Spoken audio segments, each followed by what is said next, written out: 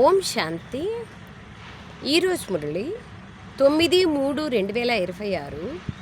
మధురమైన పిల్లలారా, సర్వుల కళ్యాణం చేయడం తండ్రి పాత్ర. అలా బాబా సమానంగా కళ్యాణకారులుగా కండి. బాబా ఏ విధంగా అందరి కళ్యాణము చేస్తారో అలా మీరు కూడా బాబా సమానంగా కళ్యాణకారులుగా కండి. స్వకళ్యాణము మరియు సర్వుల కళ్యాణము చేయండి. ఇది ఇంపార్టెంట్.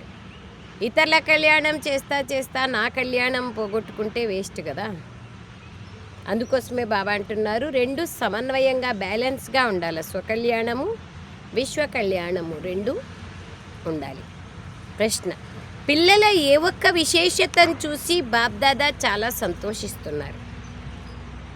పేద పిల్లలు బాబా యజ్ఞంలో రూపాయ పంపిస్తూ ఉంటారు. బాబా దీనికి బదులుగా మాకు మెహల్స్ ఇవ్వండి అని అడుగుతారు. ఈ ₹1 కూడా శివబాబా ఖజానాలో జమ అయిపోయింది. దీనికి ప్రతిఫలంగా మీకు 21 జన్మల మెహల్స్ లభిస్తాయి అని బాబా చెప్తున్నారు. కుచేలుని ఉదాహరణ కూడా ఉంది కదా. పైసా ఖర్చు లేకుండా పిల్లలైన మీకు విశ్వరాజ్యాధికారం లభిస్తుంది. బాబా పేద పిల్లల ఈ విశేషతను చూసి ఎంతో సంతోషిస్తారు. పేదల పాలిట పెన్నిది అని అందుకే బాబాకు గాయనం ఉంది. పాట: మిమ్మల్ని పొంది బాబా మేము సర్వస్వాన్ని పొందాం, భూమి ఏమి ఆకాశం ఏమి అన్నీ పొందామని పాట యొక్క అర్థం. ఓం శాంతి. బాబా ఓం శాంతి. బాబా నుండి ఇప్పుడు బేహద్ వారసత్వాన్ని తీసుకుంటున్నామని మధురమైన పిల్లలు అర్థం చేసుకున్నారు. బాబా మీ శ్రీమతానుసారంగా మేము మీ నుండి మళ్ళీ బేహద్ వారసత్వాన్ని పొందుతున్నామని పిల్లలు అంటారు. ఇది కొత్త విషయం ఏమీ కాదు. పిల్లలకు జ్ఞానం లభించింది. సుఖధామ వారసత్వాన్ని తాము కల్పకల్పము పొందుతున్నామని పిల్లలైన మీకు తెలుసు. కల్పకల్పము 84 జన్మలు తీసుకోవాల్సి ఉంటుంది. తప్పకుండా మనం బేహద్దు తండ్రి ద్వారా 21 జన్మల వారసత్వాన్ని పొందుతాం. మళ్ళీ మెల్లమెల్లగా దాన్ని పోగొట్టుకుంటాం. ఇది అనాదిగా రచింపబడి ఉన్న ఒక ఆట.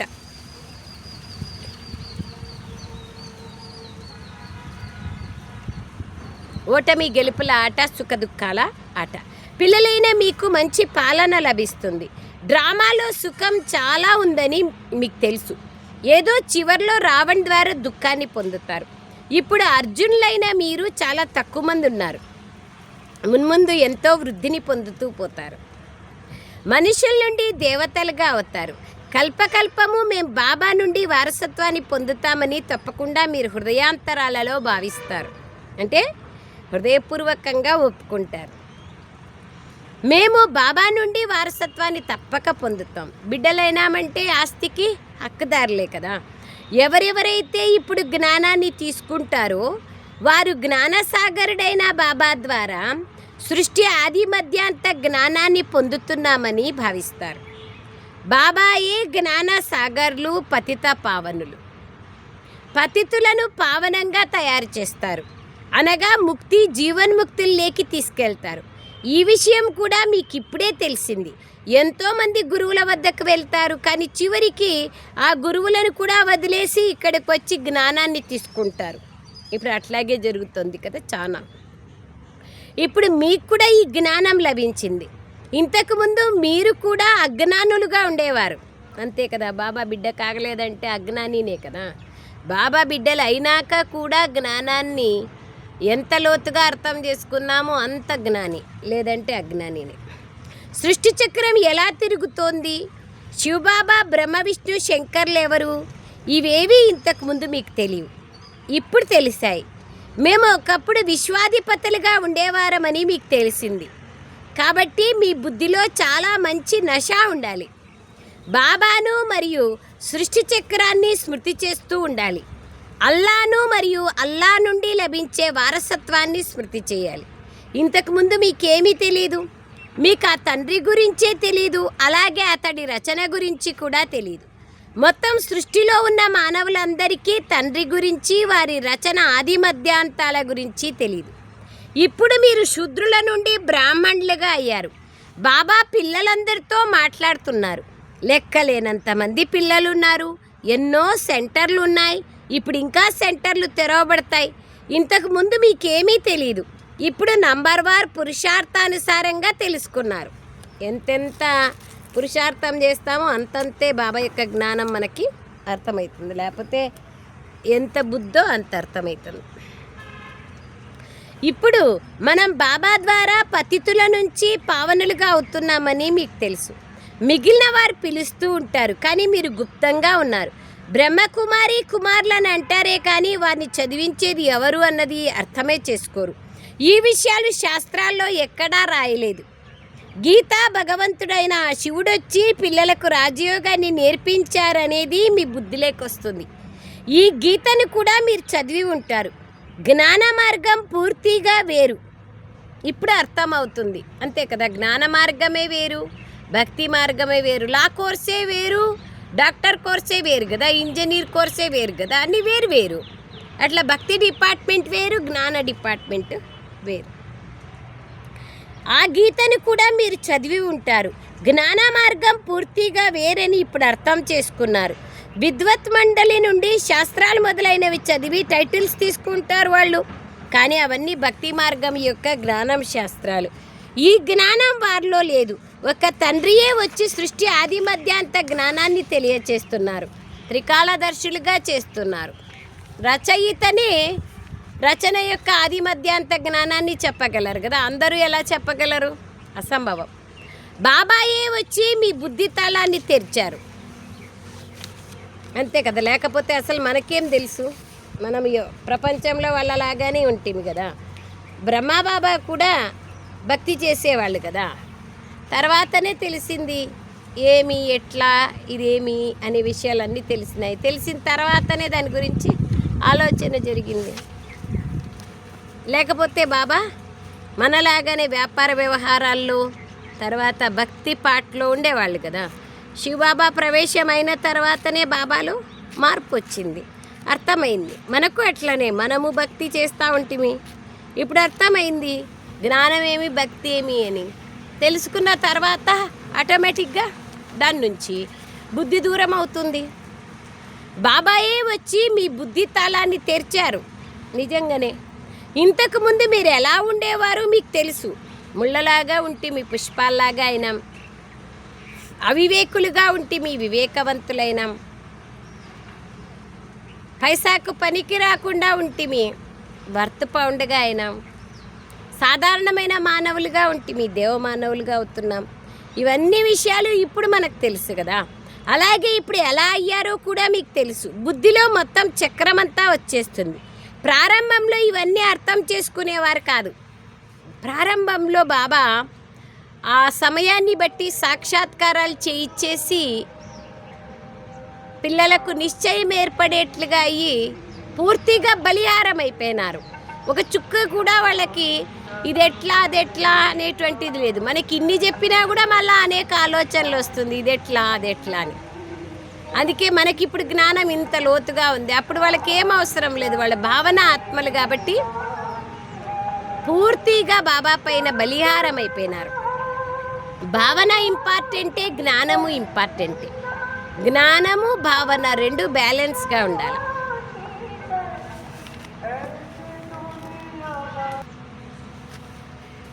బాబా అంటున్నారు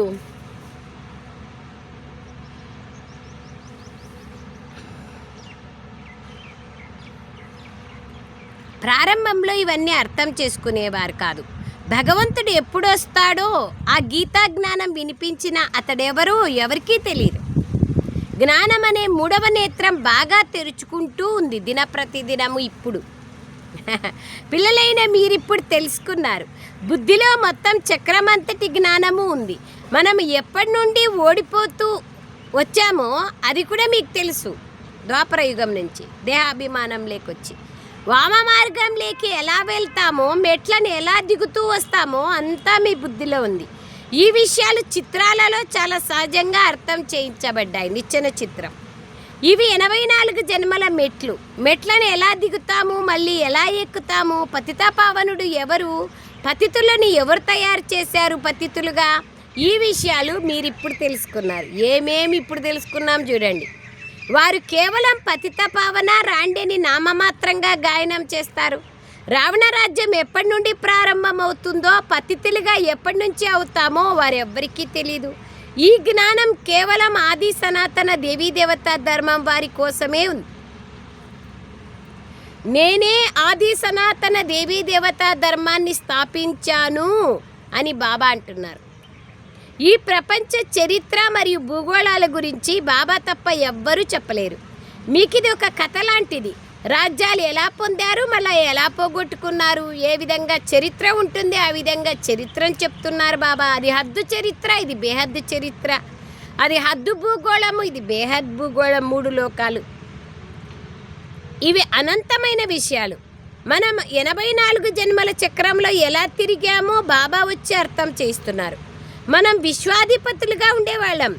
రావణుడు మన నుండి రాజ్యాన్ని దోచుకున్నాడు.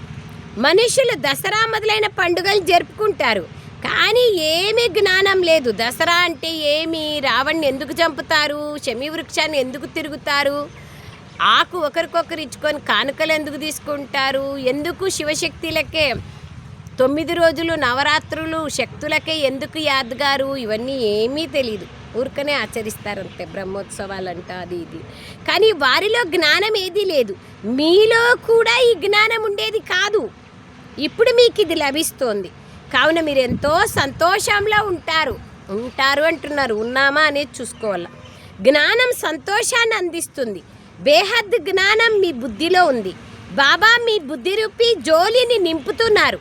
జోలిని నింపమని అడుగుతూ ఉంటారు. బంబం బర్దో జోలి అని శంకర్ని ముందుకెళ్ళి పాడతారు. ఎవరిని అలా అడుగుతారు? సాధు సన్యాసులను అలా అడగరు. భోలానాథుడైన శివునితో అలా అంటారు. అతని నుండే భిక్షను కోరుకుంటారు. ఇప్పుడు మీ సంతోషానికి అవధులే లేవు. అబ్బా, మీకెంతో సంతోషం ఉండాలి. మీ బుద్ధిలోకి ఎంతో జ్ఞానం వచ్చింది. బేహద్దు తండ్రి నుండి బేహద్ వారసత్వం లభిస్తోంది. కావున ఇప్పుడు మీ కళ్యాణమును ఇతరుల కళ్యాణమును కూడా చేయాలి. అందరి కళ్యాణాన్ని చేయాలి.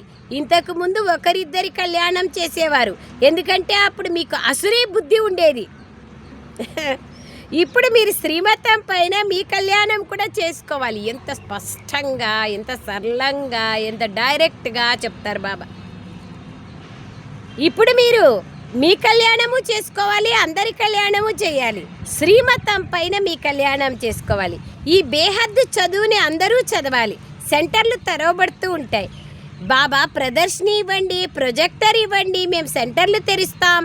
బేహద్దు ఆనందాన్ని కలిగిస్తున్న ఏ జ్ఞానం అయితే మాకు లభించిందో దాన్ని ఇతరులకు కూడా చెప్తాం అని అంటారు కొంతమంది. డ్రామానుసారంగా ఈ పురుషార్థం కూడా కొనసాగుతోంది. భారతదేశాన్ని మళ్ళీ స్వర్గంగా తీర్చిదిద్దేందుకు బాబా వచ్చారు. ఇంతకుముందు మీరు నరకవాసీలుగా ఉండేవారు, ఇప్పుడు స్వర్గవాసీలుగా అవుతున్నారు. మీకు తెలుసు, ఈ చక్రం మీ బుద్ధిలో సదా తిరుగుతూ ఉండాలి. దాని ద్వారా మీరు ఎల్లప్పుడూ సంతోషంగా ఉంటారు. ఇతరులకు అర్థం చేయించడానికి కూడా నష ఉండాలి. మనం బాబా ద్వారా జ్ఞానాన్ని తీసుకుంటున్నాం. మీ ఇతర సోదరులకు ఎవరికైతే దారి తెలీదో వారికి చెప్పడం మీ ధర్మం. ఏమంటా మన ధర్మం? ఆలోచించండి. బాబాకు ఏ విధంగా అందరికీ కళ్యాణం చేసే పాత్ర ఉందో అలాగే అందరికీ కళ్యాణకారులుగా అయ్యే పాత్ర మనకి కూడా ఉంది. బాబా ఎట్లా అందరి కళ్యాణం చేస్తారో మనం కూడా చేయాలి.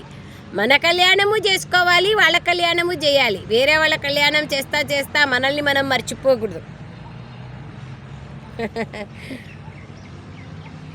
మనకు కూడా ఉంది. బాబా మనల్ని కళ్యాణకారులుగా చేశారు. కావున మీ కళ్యాణము చేసుకోవాలి, అలాగే ఇతరుల కళ్యాణం కూడా చేయాలి. నీ పలానా సెంటర్కి వెళ్ళి అక్కడ సేవ చెయ్యి, ఒకచోటే కూర్చొని సేవ చెయ్యకూడదని బాబా అంటారు. ఎవరెంత చురుకుగా ఉంటారో వారికంత సేవ చేయాలనే అభిరుచి ఉంటుంది. ఎక్కడైనా కొత్త సెంటర్ తెరవబడితే ఎవరెవరు సేవాదారులు, ఎవరెవరు ఆజ్ఞాకారులుగా విధేయులుగా ఉంటారో బాబాకి తెలుసు.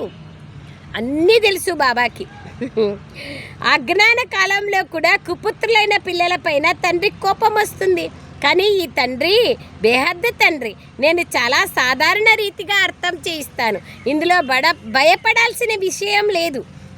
ఇక్కడ ఎవరేం చేస్తారో వారది పొందుతారు. ఇక్కడ ఏమి కోపం చేసుకునే పనిలే, శాపం ఇచ్చే పనిలే, ఏమిలే. ఎవరేం చేస్తారో వాళ్ళు రిటర్న్ దాన్ని పొందుతారు. ఇక్కడ శాపము కోపము మాట లేదు. సాక్షిగా చూస్తూ ఉంటారు బాబా. మరి మంచిగా సేవ చేసి మీ కళ్యాణం మరియు ఇతరుల కళ్యాణం ఎందుకు చేయకూడదు?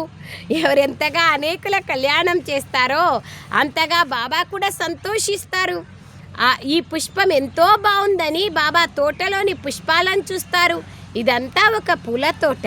కావున బాబా పూల తోటను చూసేందుకు మేము సెంటర్లు తిరిగి వస్తాము, ఎటువంటి పుష్పాలు ఉన్నాయో చూసి వస్తాము అని పిల్లలు అడుగుతారు.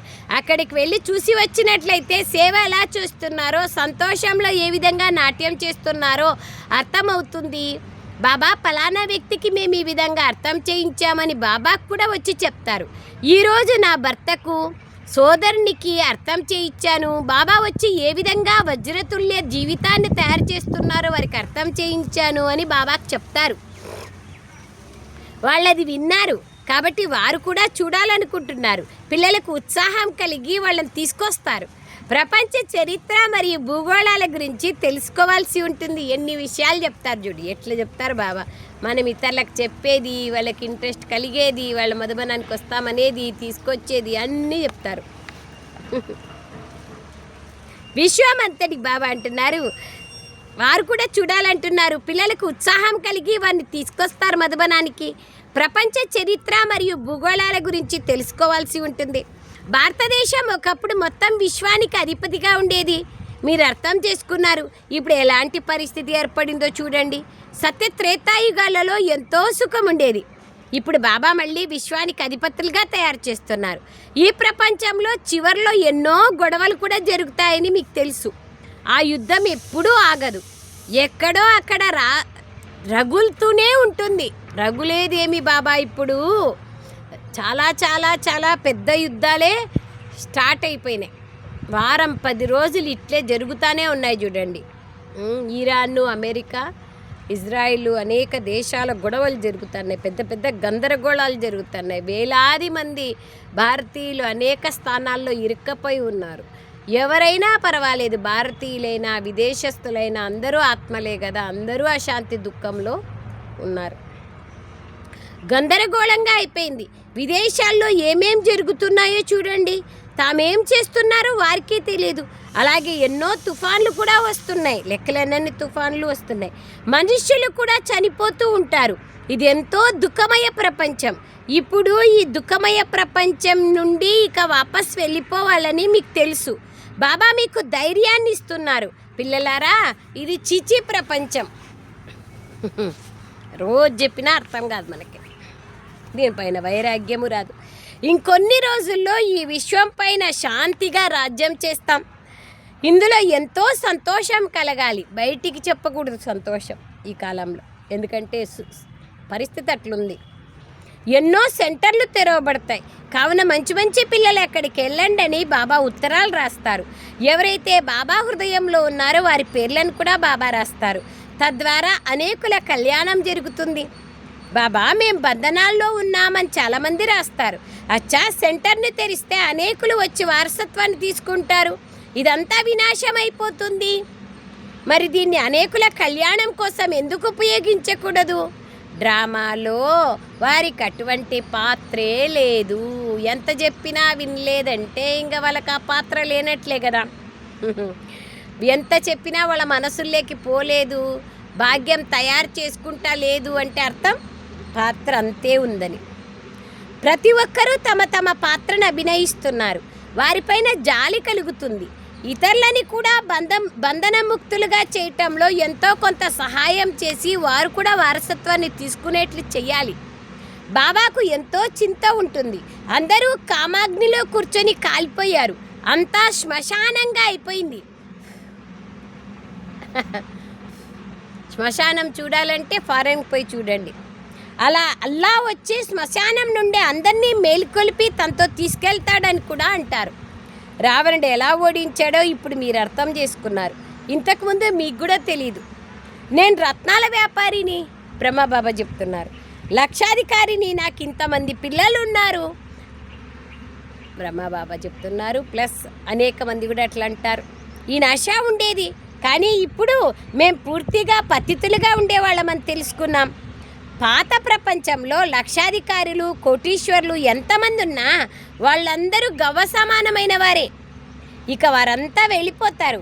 మాయ కూడా ఎంతో ప్రబలమైనది. పిల్లలు సెంటర్లు తెరవండి, అనేకుల కళ్యాణం చేయండి అని బాబా అంటున్నారు. పేదవాళ్ళు త్వరగా మేల్కొంటారు, ధనవంతులు కాస్త కష్టంగా మేల్కొంటారు. వారు తమ సంతోషంలోనే నిమగ్నమై ఉంటారు.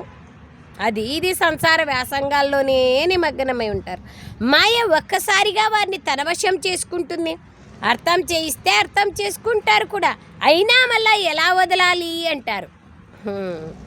ఒక కొమ్మని పెట్టుకొని పక్షి కొమ్మ వదులు అంటే వదులుతుందా? మనం వదిలితే అది వదిలిపోతుంది.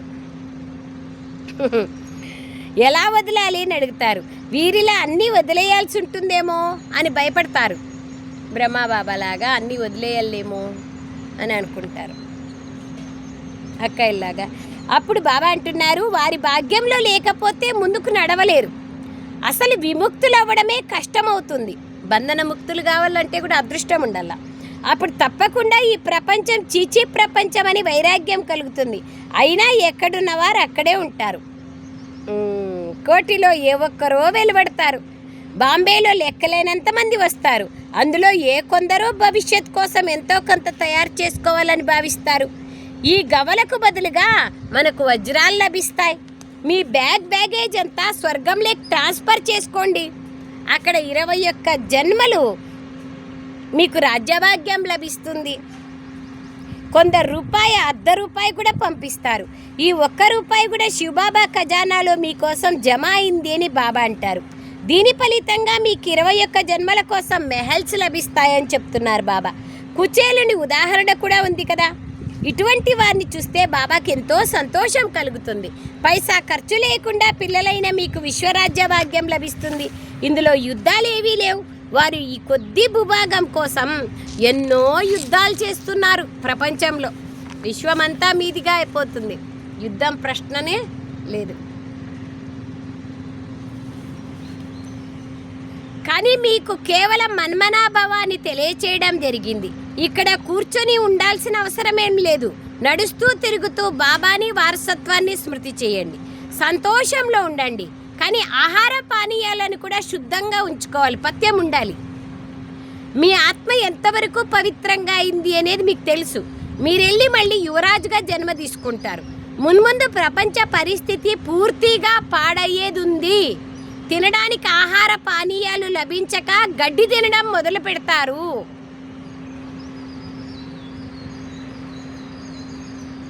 అప్పుడు వెన్న లేకుండా మేము ఉండలేమా అని ఎవరు అనలేరు. ఏది దొరికితే అది సాలరా దేవుడా అనుకుంటా అంటారు. మీరు చాలా సంతోషంగా బాబా ఇంట్లో కూర్చున్నారు. ఇంట్లో కూడా తండ్రి మొట్టమొదట పిల్లలకే తినిపిస్తాడు కదా. ఇప్పుడు ప్రపంచం చాలా పాడైపోయింది. ఇక్కడ మీరు ఎంతో సుఖంగా ఉన్నారు. కేవలం బాబాను మరియు వారసత్వాన్ని స్మృతి చేస్తూ ఉండండి. మీ కళ్యాణము మరియు ఇతరుల కళ్యాణం కూడా చేయాలి. మున్ముందు అందరూ తమకు తామే వస్తారు. అందరి భాగ్యము మేల్కొంటుంది. అది మేల్కోవాల్సిందే కదా. బేహద్ రాజధాని స్థాపన జరుగుతోంది. ప్రతి ఒక్కరూ కల్పపూర్వం వలె పురుషార్థం చేస్తున్నారు. పిల్లలు చాలా సంతోషంగా ఉండాలి. జ్ఞానం ఉంది కాబట్టి. బాబ్దాదా చిత్రాన్ని చూస్తూనే సంతోషంలో ఒళ్ళు పులకరించిపోవాలి. ఆ సంతోషం యొక్క పాదరసం మళ్ళీ స్థాయిగా ఉండాలి. అది ఇంపార్టెంట్. స్థాయిగా ఉండడమే అతి అవసరం. अच्छा मीठे मीठे सिखलदे बच्चों प्रति माता पिता बाप दादा का याद प्यार और गुड मॉर्निंग। रूहानी बाप की रूहानी बच्चों को नमस्ते। हम रूहानी बच्चों की रूहानी माता पिता बाप दादा को याद प्यार गुड मॉर्निंग और नमस्ते नमस्ते नमस्ते बाबा नमस्ते। थैंक यू बाबा, थैंक यू वेरी मच बाबा। सारांश